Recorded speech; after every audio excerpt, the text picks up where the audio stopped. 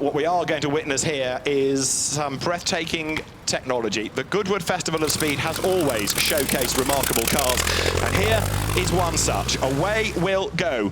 The Cotin des Gouttes GP hill climber. It is George Wingard with Mrs. Wingard as the riding mechanic. It's a car that goes back to 1911. It was the winner of the 1911 Mont Ventoux hill climb in France. It was a course that went up to 53,000 feet in 13.4 miles on an unpaved surface. If you can do that, you can do Goodwood.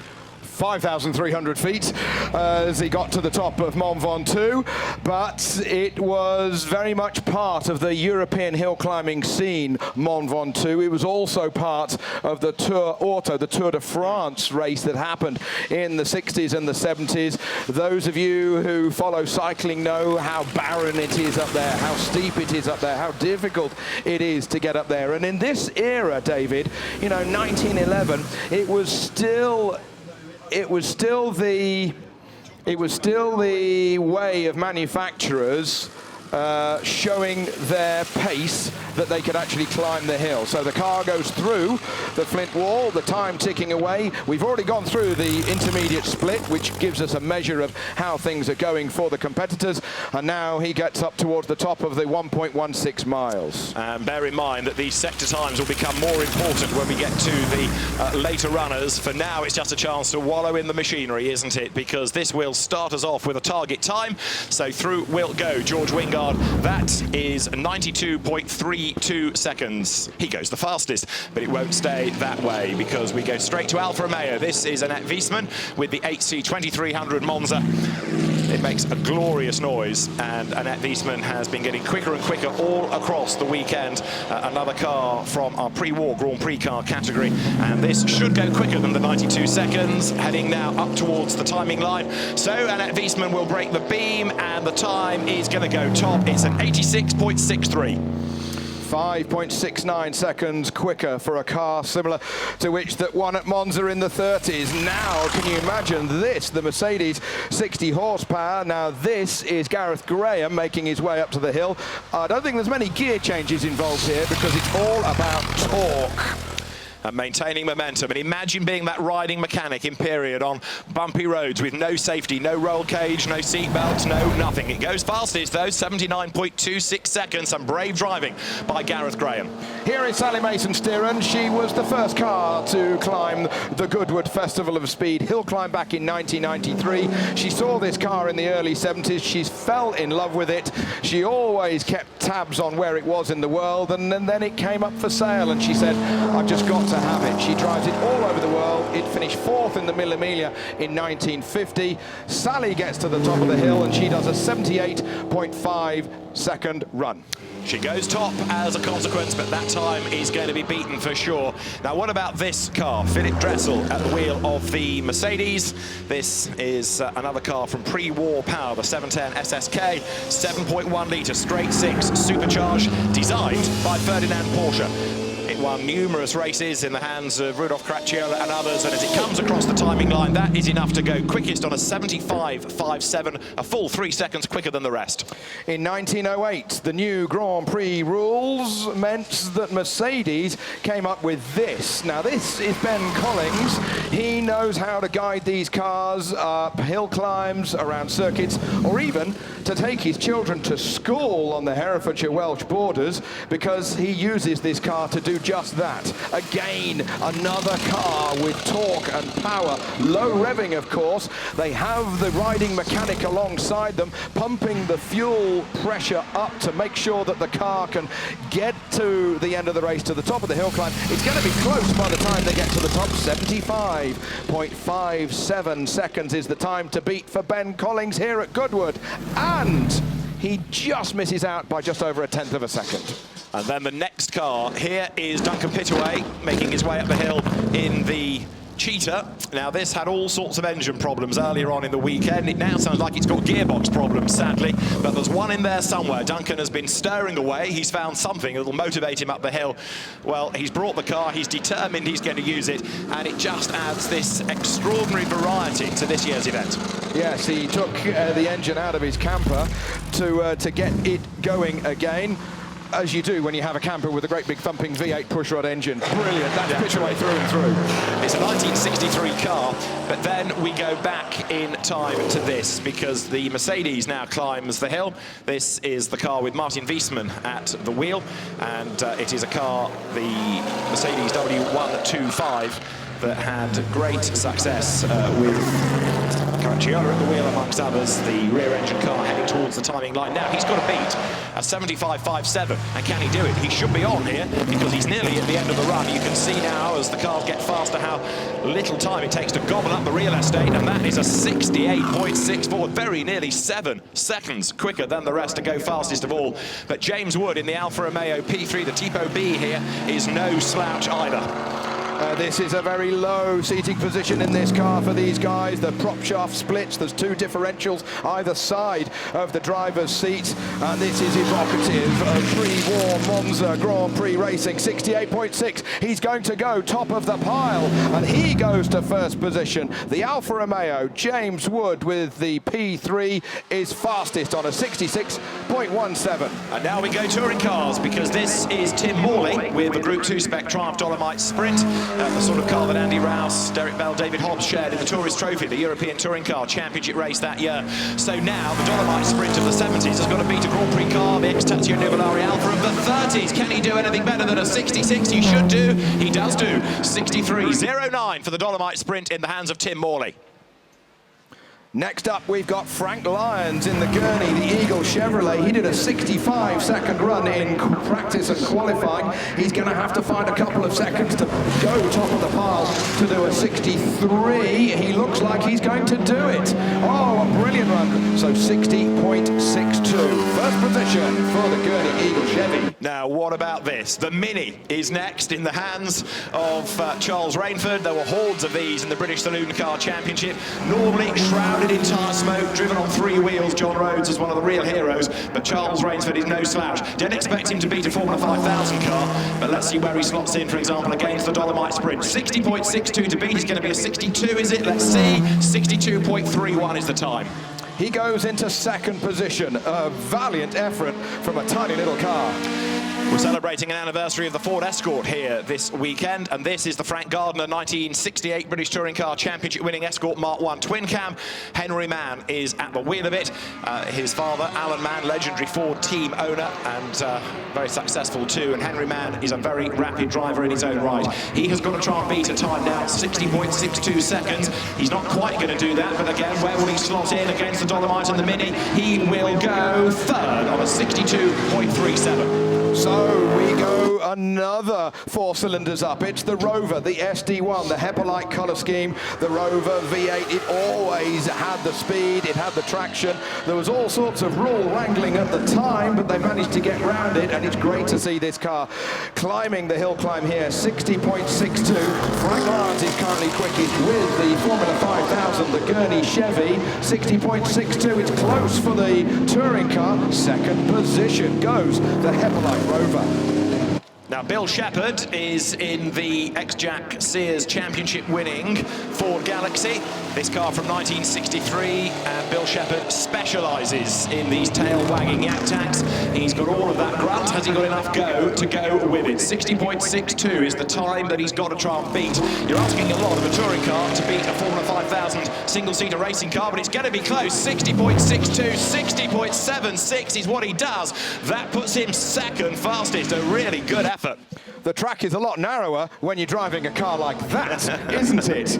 Meanwhile, at the Flint Wall, here comes BUY1. It is the Jaguar Mark 1 of Grant Williams. This has always been rapid throughout the entire weekend. I thought he was going to brush the straw bales on his left-hand side as he came through Carne Cedar. He's going to go wide. I thought he was going to go into the bales. 60.62, he goes quickest by 1.68 seconds. Fantastic. It's Jaguar beating an F3000.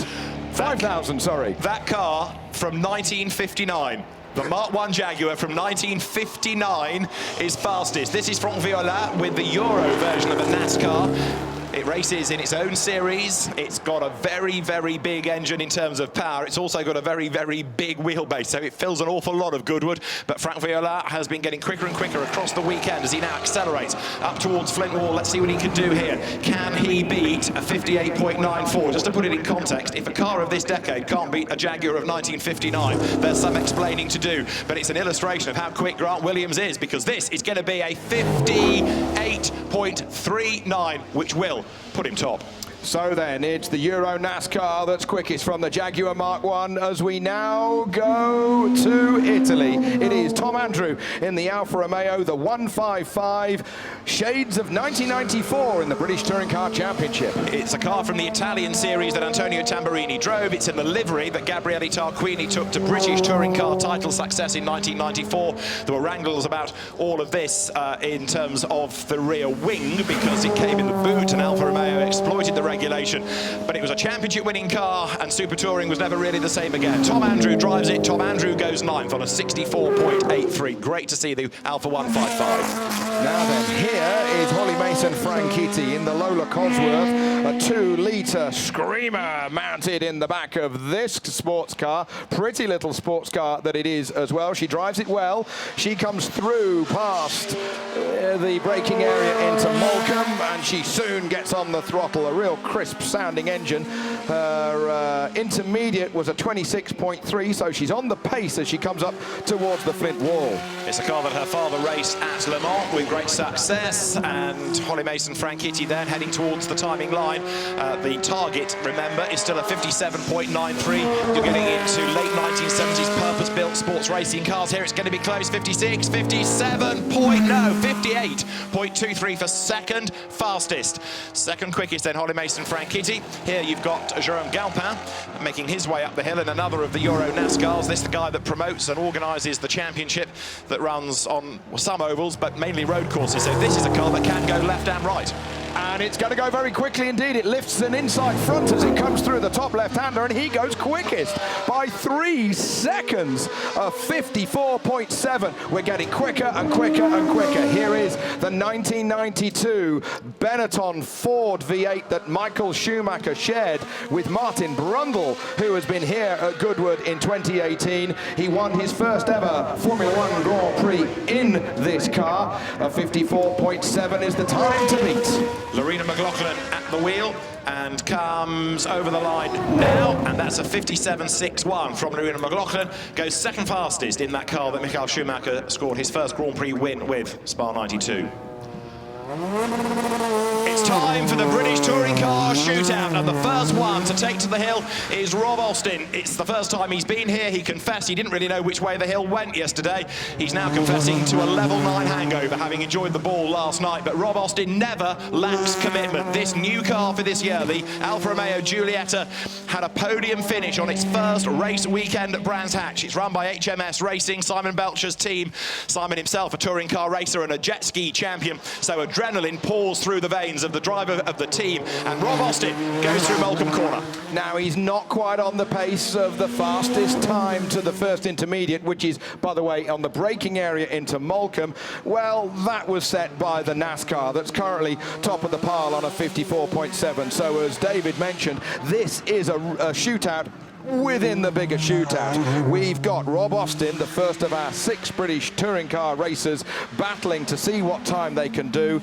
The fastest time that we saw yesterday was a 52.98 second run. It's going to be a bit more for Worcestershire's Rob Austin as he crosses the finish line, a 65.53. That's the target.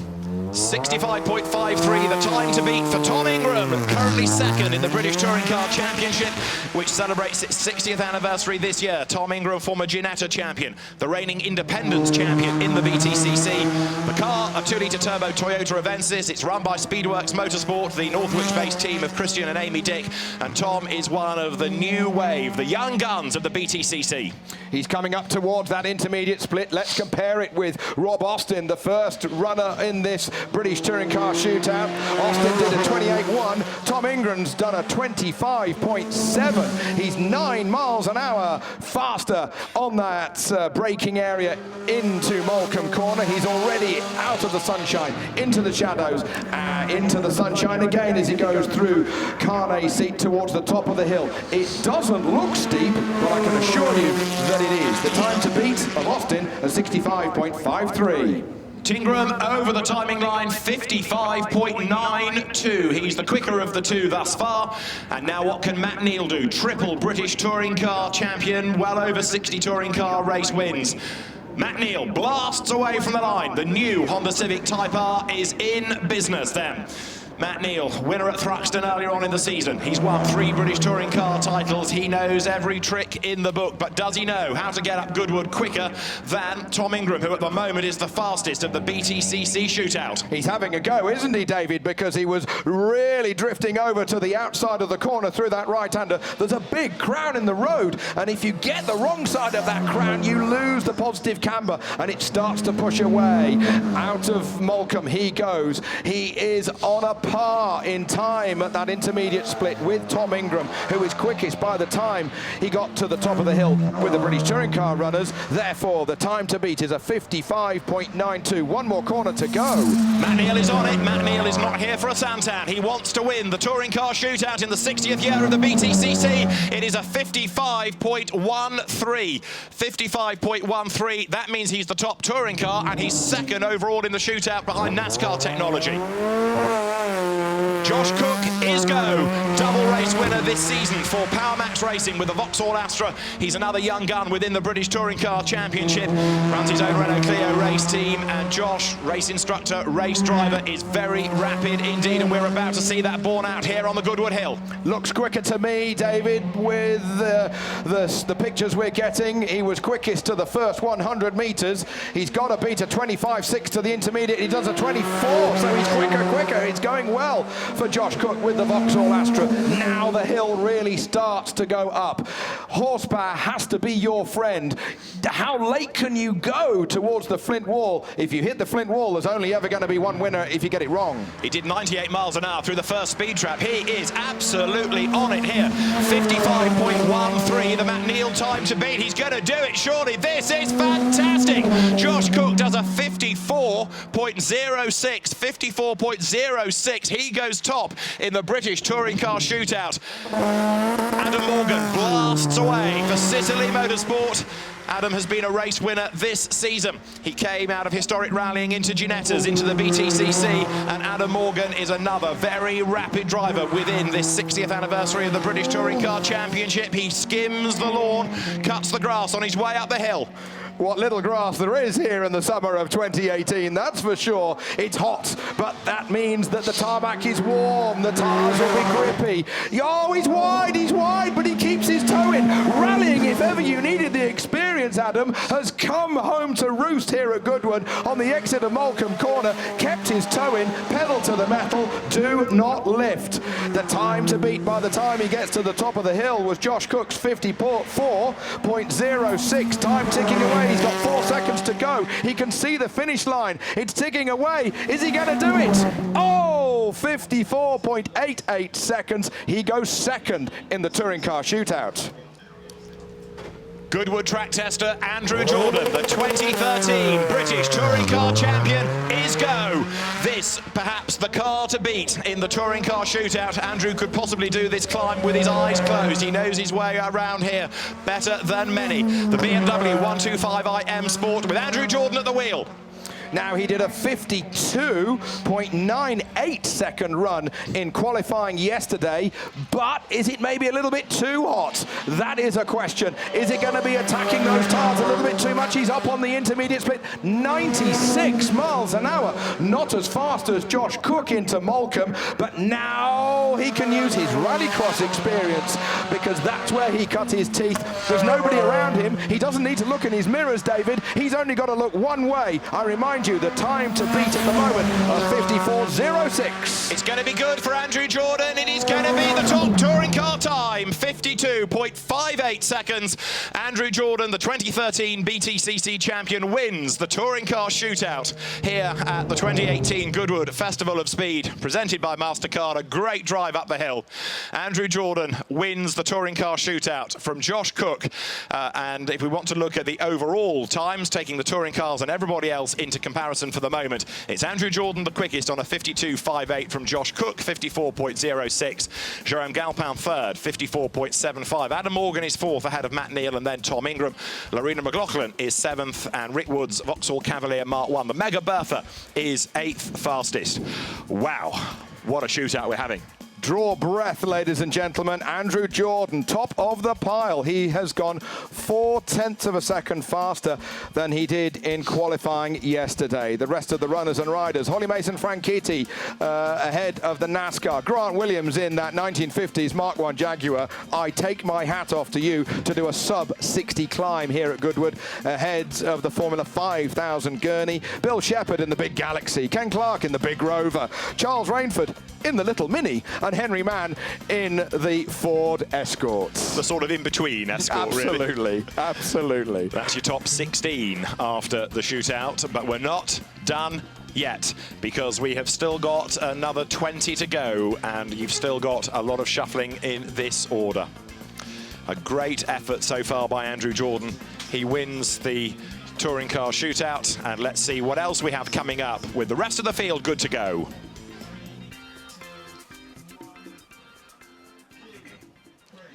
Congratulations, the first part of the shootout, the British Touring Car Championships shootout, is complete, and you are the winner. 52.58 seconds, victory by about 1.5 seconds. That's a big margin. Good. I wish British Touring Cars was that easy, because it's been quite an easy weekend, really. You know, 6 out of 6 we've been on top, and I said to the guys, I'm sure there's a 52.5 in it. I said I think that's about it, really. But yeah, very happy with it, and yeah, it's great to come and get a win here. And yeah, as I've said, we say it's just for a bit of fun, but of course we want to win. So it is. Drinks on Andrew Jordan tonight. Congratulations. Thank you.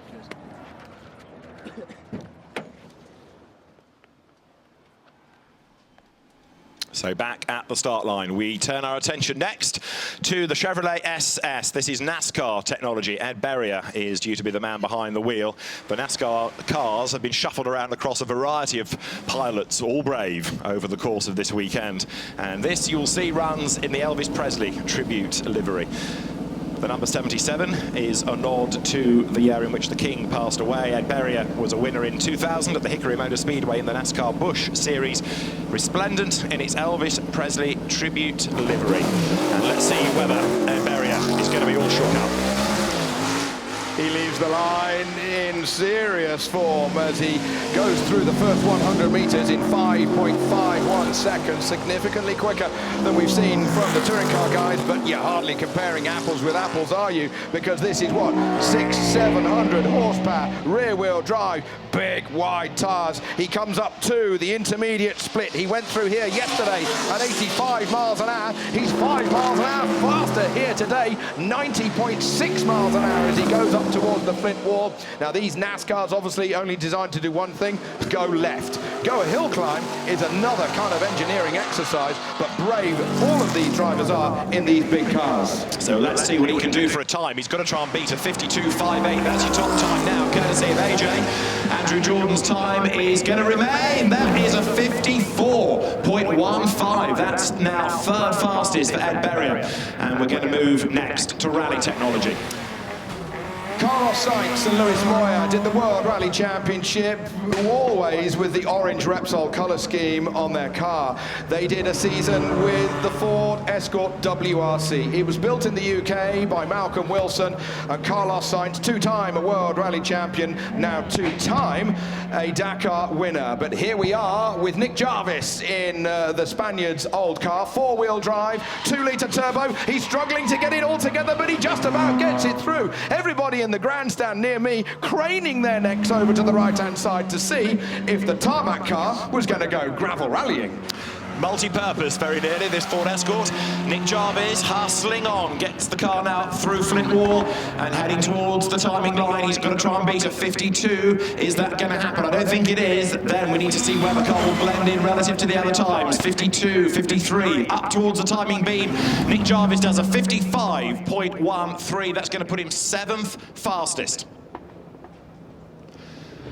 The very latest DTM technology. This is Frank Bieler behind the wheel of the Audi RS5. 3 times a Le Mans winner. 1991 DTM champion. 1995 96 British Touring Car champion. Winner of the Touring Car World Cup as well for Audi. And this is the sort of car that has had a win this very day at Zandvoort in the hands of René Rast. Frank Bieler on the hill. The tyres are normally for the longer DTM races. They won't be to full working temperature by the time the car gets to the top of the hill. But as you say, the experience of Bieler will be used to the fore here. It's got long legs, this car. It hasn't, unfortunately for him today at Goodwood, got the sheer acceleration to launch him off the start line, but Bieler threads his way through. He's low in the car, he's way back in the car, lots of aerodynamic devices. He doesn't want to take off on the straw bales on the side of the racetrack. He gets to the top of the hill, it's all done, it's all safe for the German. 56.04 seconds for Bieler. And so that puts him 9th fastest in the DTM Audi. Formula 5000 machinery blasts away from the line from 1970. This is the very brave Matthew Wurr aboard a car that Derek Bell took a race win with at Monza in 1970. Derek has been reunited with the car this weekend. And Matthew Wurr, who used to race big Harry Morgan +8s and then TVR Tuscans, is trying to tame it up the hill. He's on the wet tyres, which are softer, but there's a bit more movement within the rubber and the carcass. He's late on the brakes, he's going to spin it, he's going to spin it! No, don't hit anything! He's just come to a halt. He's got away with it. The tyres were moving around quite a bit. You saw him get a little bit out of shape at the first and then the second corner, and thankfully he didn't hit the straw bales. Let's have a look at this. Now you come over a crest, you can't see where the corner is until it's too late. He chucked it in, he was going to spin it, it was all under control, and once you spin, there ain't no more skill involved. Unfortunately, he didn't hit anything. Thank goodness for that. The car and driver are perfectly okay. Not the last, I fancy, David, to have a bit of a moment at Moulcombe. It does go to show how much commitment all the drivers are putting in. It's only a bit of fun, isn't it? Isn't it? Until you put your crash helmet on, you tighten up the belts and you put your gloves on. He fires it back up and he will now continue his run up towards the top of the hill. Give him a round of applause, ladies and gentlemen. He was having a go. Matthew Wurr carries on. This is a case of as you were, I suppose, now, because he continues the run and Matthew will make his way red-faced up to the end. But again, you can't argue with the guys for showing so much commitment, putting so much into this run. But one of the things I learned when I was hill climbing is you've got to risk it. You've got to risk the car. You've got to lean on it at every corner. And if you're not prepared to do that, you won't get the time. Very true. Well, the red flag came out just while Matthew Wurr was being retrieved. He's got to the end, so the course is clear. And as soon as the officials are happy, then we'll get the next cars up the hill. But a reminder that it's Andrew Jordan still the fastest on a 52.58. As now to the line comes the Maserati MC12, the Goodwood Cent 100. Not a car that raced in period, but a car made out of other bits of a Maserati MC12. Away from the line, blasts the Maserati MC12 with Michael Bartels at the wheel. One-time Grand Prix driver, FIA GT champion in a Maserati MC12, FIA GT1 world champion in a Maserati MC12, and a very accomplished GT racer. And a very accomplished hill climber here at the Goodwood Festival of Speed. Back in 2014, he was a podium man after the shootout in a similar Maserati MC12. It sounds glorious. He's quickest at the intermediate split on a 23.87 second split there. He rushes past the bales, closer to the bales on the Flint Wall. No surprise there, but as now he can stretch the legs of this car up towards the top of the hill. This should put him top, shouldn't it? Because he's got a bit of downforce, he's got a big engine, he's got a leaden right foot, 52 to beat, and he does a 51.33. Michael Bartels goes top then in the Maserati, and at the top of the hill, everybody looking at the screen, looking at the data and seeing where their cars might drop to. A Motor racing legend, Emanuele Pirro in a NASCAR. Only could it happen at Goodwood. He's won Le Mans, he's raced in Grand Prix, he's a touring car champion, he's sideways, he's up the hill. He's having a go, isn't he, David? He's having a go for you watching trackside. Look at this, 800 plus horsepower being put through those rear wheels, and now it dances its way up the straight. He's coming into Montblanc. He can't see the apex until it's too late. He's got a little bit of opposite lock. He has to get out of the throttle. He has to wait just a little bit, but 92 miles an hour on the approach to Montblanc means he's meaning business. Next intermediate coming up, it's a 38.1 that he's got to beat. He did a 40.62 through there. He might have frightened himself, but no, it's Emanuele Pirro. He gets towards the top of the hill. 51.3 he's not going to beat, but a valiant try. Absolutely right. It's a 54.71, doesn't go top, but it was a good effort. Don't forget, Emanuele hardly ever drives a car like this. He's probably never sat in it until the weekend, and to go fifth is a mighty effort.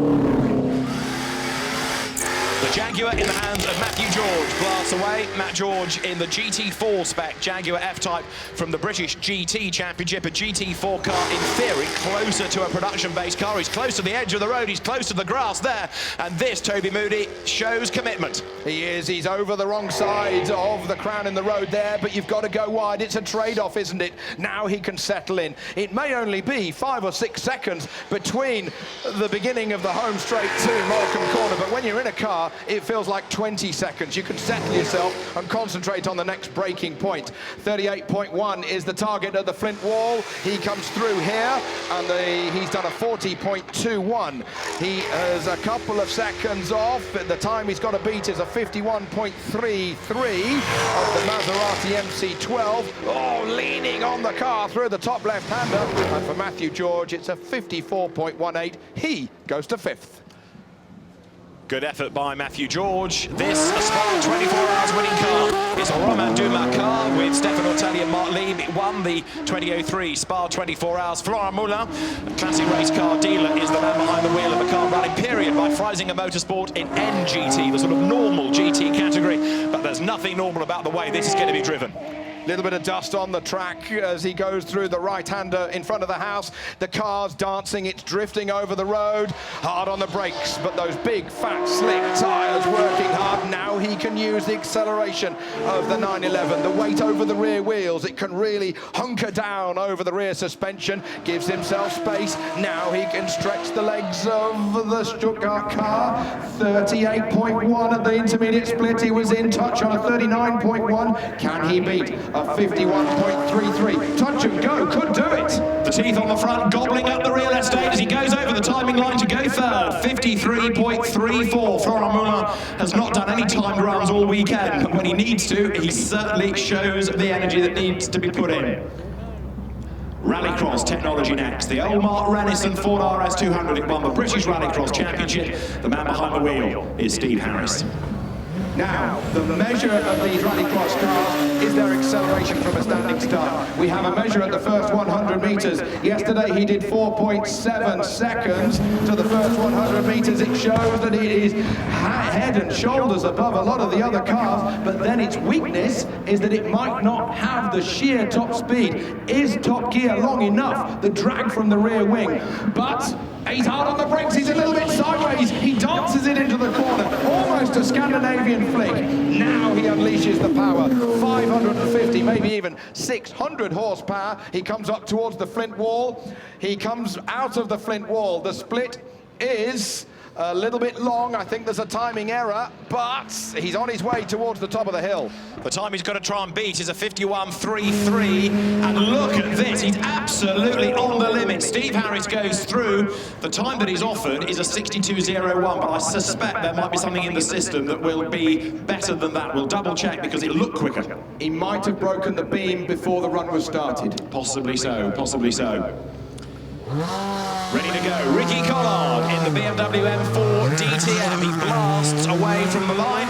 Ricky, who is a BMW junior driver, his father Rob is a star of the British Touring Car Championship. His grandfather, the late Mick Duffy Collard, a star against Barry Lee in hot rod racing on the ovals. And Ricky does not lack commitment nor bravery. Look at this. Look at the rooster tail coming out from behind the rear of the BMW M4. He was staggeringly fast and late on the brakes into Montblanc in qualifying. He did 110 mile an hour then, a little bit slower today, 104 miles an hour. But this thing really has got long legs. It did 121 miles an hour over the finish line at the top of the hill. Intermediate, he's up. This could be the next best time of day with Ricky Collard, the youngster, the BMW Motorsport junior driver, 51.3 to beat. Ricky Collard breaks the beam, and he does it. 50.82 seconds. Ricky Collard goes quickest. Steve Harris in the RS200 second on 50.95. Michael Bartels in the Maserati goes third. We turn from rallycross cars, touring cars to single-seaters, a specially adapted single-seater for Billy Munger. He lost both his legs in a huge accident at Donington Park 12 months or so ago. This is the Tatius Cosworth chassis run by Carlin for the British F3 Championship. And Billy Munger, for whom there is a huge amount of support, is about to display a huge amount of talent. And a huge amount of speed as he comes into the braking area towards Montblanc. In qualifying, he was second fastest at 104.6 miles an hour. He's done 115.7 miles an hour. That is how committed the brave Billy Munger is on the brakes into Montblanc, past the Flint wall. This could be a good time. He's up by 1.78 seconds at the Flint wall. This shootout just sees people getting quicker and quicker. He's going to do a time quicker than a 50.82. He's going to smash it to go top of the pile. A 48.31 second run. A round of applause for Britain's Billy Munger. Billy Munger goes fastest then, and now we are into our final few cars, so this is where it gets even more dramatic. Mike Skinner blasts away in the Toyota Tundra. It looks fast, it sounds fast, and there's a good reason for that. It is fast. Now, if anybody has commitment at Goodwood, it's Mike Skinner, a former podium man here at the Goodwood Festival of Speed a couple of years ago. Now he can use the sheer speed that he would use at Talladega or Daytona. Goodness me, it hoves into view like a rocket. The V8 pushrod power howls up the hill towards the Flint wall. This is hill climbing. This is fabulous stuff. You're asking an American pickup truck to go quicker than a single-seater racing car, but if anyone can do it, Mike Skinner is your man. The time he's got to beat is a 48.31. He is throwing everything at this as he comes up towards the line. 47.48.25. He goes quickest. 48.25. Mike Skinner goes top of the times. And he crossed the finish line at 140.3 miles an hour. Just 0.06 of a second split first and second place. Michael Lyons blasts away from the line in this Lola T400. It's a car that's 43 years old, and yet Michael Lyons, who specialises in historic cars as well as modern GT cars, will put everything on the line here. It's very quick off the start line, David, because it's got all the weight in the rear and it's got a lot of suspension travel. He was uber fast on the intermediate split speed time, and then he's quick again. He's quick again as he 22.09 seconds. He's up at the intermediate. Now, can he carry that advantage a little bit further up the hill to the next split? And he can. He's 0.6 of a second up. He's got the rear out a little through Carney's seat. One more corner to go. It's flat through here. The time to beat a 48.2. And Michael Lyons goes fastest again. 47.86 seconds. They're getting quicker and quicker and faster with 138 mile an hour over the line. Next, you are going to see a BMW like no other. This car is capable of 211 miles an hour. Jürgen Weidinger in the Judd V8 engine BMW M3 blasts away from the line. You're riding on board, it makes a fabulous sound, and this is going to be driven very hard indeed, and a big slide saved, another big wobble. Now it's sort of in a straight line. It's a Formula One engine. engine in a BMW M3 E36.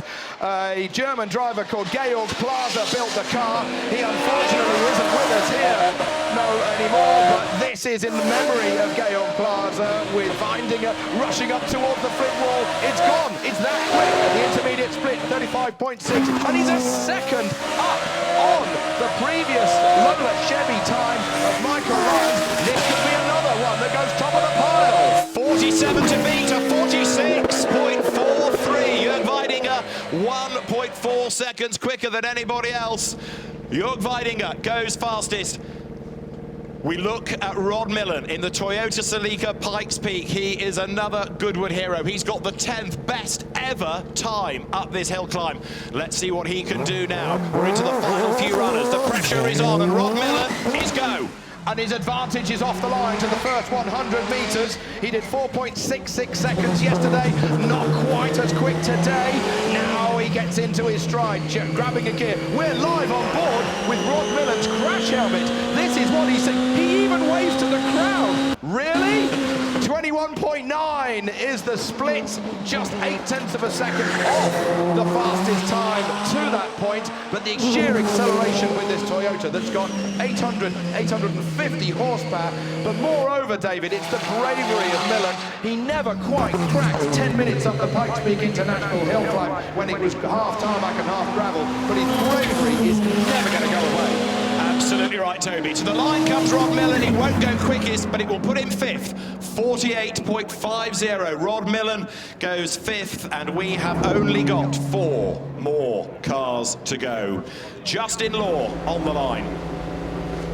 Justin Law ready to go in the IMSA American Spec Jaguar. This car from the Sports Racing Legends class that we've had here this weekend. Justin is the man with the 3rd best and the 4th best times up the hill. It takes you to the early 1990s. It's going to be driven hard. It's going to be driven with a huge amount of commitment. Justin Law almost on the grass. Here he comes. He did a 45.42 second run yesterday. If he can replicate that time, he's going to go top of the pile. The car hasn't got the sheer acceleration off the line and out of the slower corners, but boy, oh boy, believe me, it was the fastest over the finish line yesterday on 150.9 miles an hour. That's a new outright record on speed over the line. He's not quite in touch on the intermediate split, but now he can really stretch its legs. 46.4 to beat. 46.66. He goes to second, just 0.23 of a second back. 7-litre engine, V12 power. Is it enough to keep him second, or will this car go faster? Jeremy Smith in the Penske Chevrolet PC22, and he's got a problem because the car creeps over the line and then it stalls, and he's done that before this weekend. They're going to have to drag him back now. Are we going to be lenient and let him go again, or does that count as a fail? In hill climbing rules, David, a run is only a run when your rear axle crosses the start line. So it's an element of giving people another chance. The reason a lot of people stall on the start line is that there's a lot more rubber underneath the car there rather than the tire warming area. So when they let the clutch in, they just need to give it a few more revs than normal. I do have to say, the onboard live camera shot from over his left shoulder is absolutely what Jeremy will be experiencing. That's the kind of view that he will have. There's a lot of history behind this car, and yet he risks it. It's the car that Emerson Fittipaldi took to Indy 500 honours in 1993. Nigel Mansell made a bit of a flop at the restart, and Emo was there to capitalise. It has got success in its veins. Jeremy Smith has driven it very quickly all weekend. He is third after the qualifying run yesterday. Jeremy Smith is go. The Penske accelerates up the hill, up through the gears, through the shade. Turn right, head towards Park Straight. Jeremy Smith, very rapid. And he's fastest of anybody to the first 100 metres. A little bit of opposite lock. He grabs another gear with his right hand. It's a stick shift, remember. This is a manual gearbox. He rockets into view, past the Volcom intermediate split, past the speed counter. Now he can unleash that turbocharged power up towards the flip wall. Deep breath, right, then left, then the long left towards Carney's seat. Hold it, foot to the floor, the time to beat at the moment is a 46.43 seconds. He went quicker yesterday, time to beat as he crosses the line. will be confirmed because of the timing problem because of the second run. So it's in the system. We'll confirm it as soon as we can. And as soon as the time is confirmed, we will bring that to you. But it was a great effort put in by Jeremy Smith. So there are 2 to go, and we're into electric power. Peter Dunbrek in the Neo EP9 will be next, and then it's going to be Romain Dumas. There is the Neo. That is going to be the next car away. So we're just having to hold that until the time for Jeremy Smith is confirmed. And anything better than a 46.4 will put him top, but I fear he's not going to be able to combat the efforts of the next, indeed the final 2 cars. Peter Dunbrek, he did a 47.3 yesterday, did a 44.4. He went quicker again this morning. He was second fastest off the start line yesterday. The acceleration with the all-electric 4-wheel drive Neo, it holds the Nürburgring all-electric track record, the Nordschleifer at 6 minutes and 47 seconds. About a second off a P1 LM McLaren kind of time around the Nordschleifer. Dunbrek, of course, knows his way around the Nordschleifer, and after this weekend, he knows his way up Goodwood Hill. Jeremy Smith's time was a 46.78, third fastest. So Jörg Weidinger is quickest in the BMW. Justin Law is second in the Jaguar. Third, Jeremy Smith in the Penske. Fourth in the background there, Michael Lyons. Jörg Weidinger at the forefront there. Fourth in that Lola Chevrolet that is, what, 43 years old. Mike Skinner fifth, and Billy Munger sixth now on the times. 0.23 of a second, covering first and second position. The Penske, as you say, David, going into third position. So it's the European hill climb car, the BMW E36 with the V8 Judd engine, that is top of the pile at the moment. Therefore, Weidinger is guaranteed a podium position. 2 more cars to run.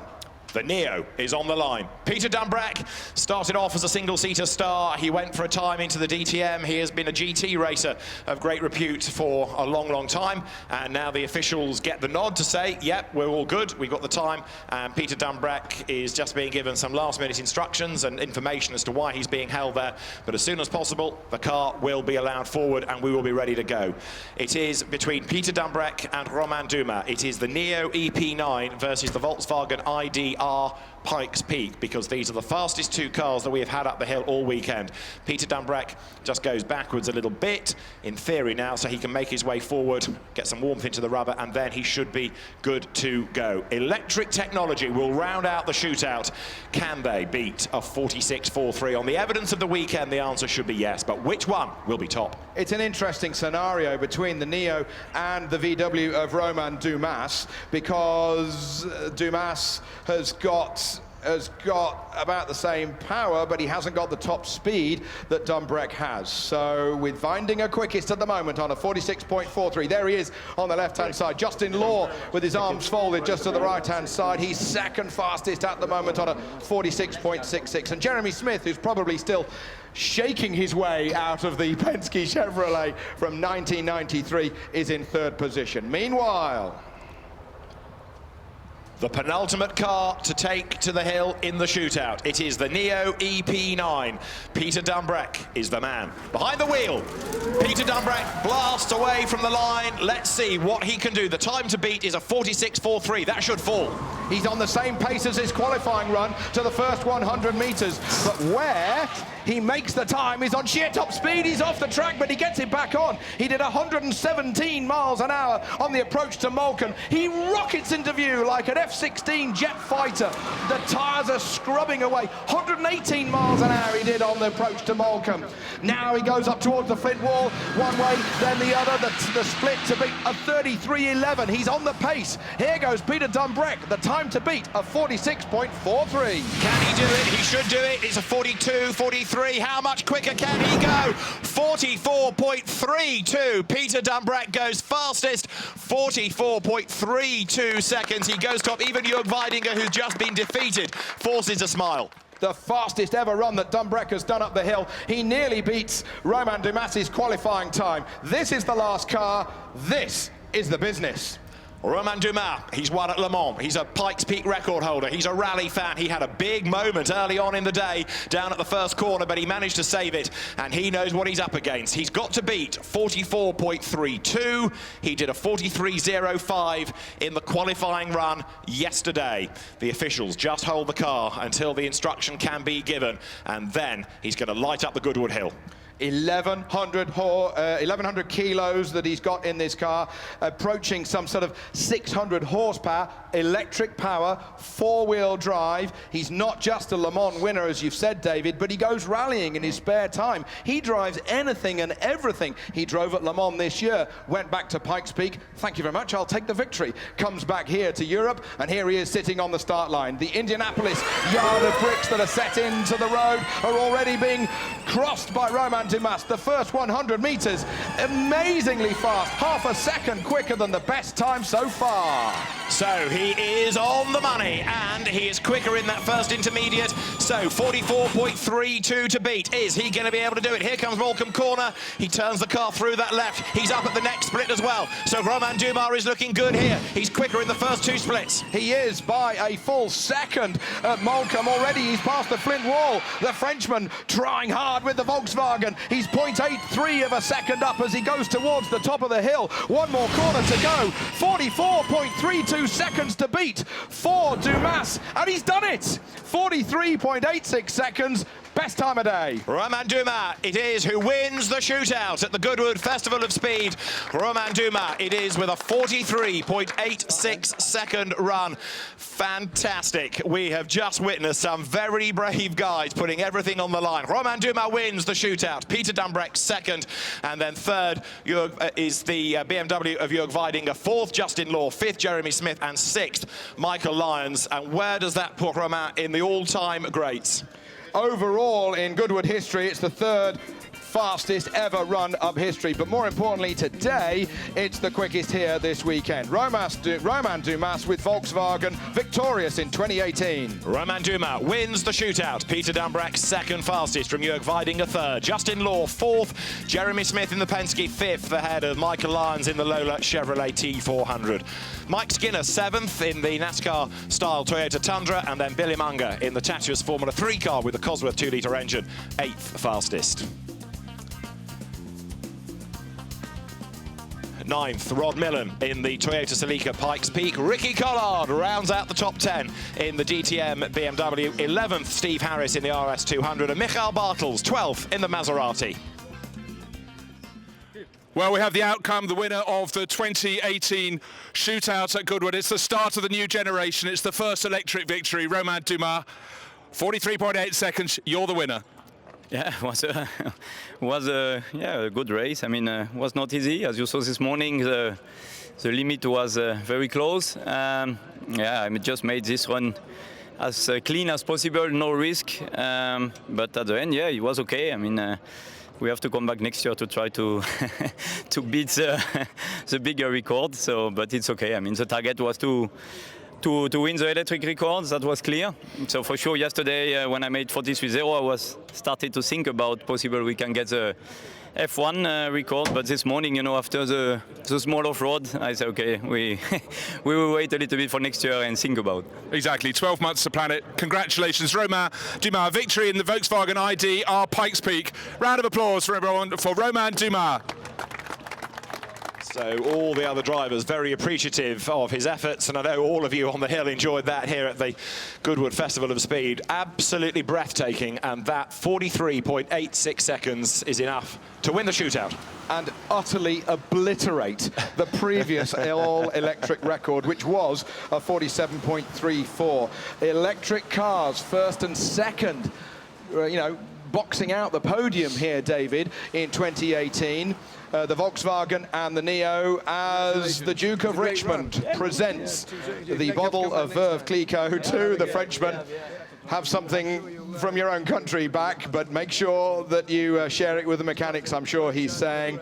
Yeah, I mean, it's not far away, is it, that 41.9 seconds? He's under 2 seconds away. He went a little quicker in qualifying. You know, stickier tires, different tires. There's not a problem with weight in that car, but he doesn't want to risk it either, because that's a one-off and it's a museum piece already, isn't it? Well done. Thank you. Thank you.